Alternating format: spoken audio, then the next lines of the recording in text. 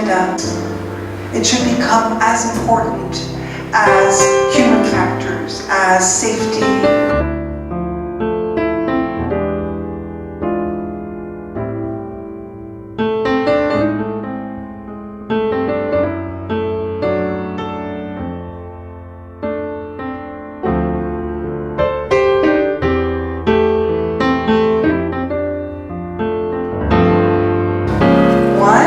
What is the objective?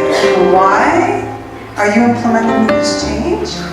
2, who are the stakeholders? I want a complete list. To all business people, you don't have to go outside of the box to find out who the stakeholders are.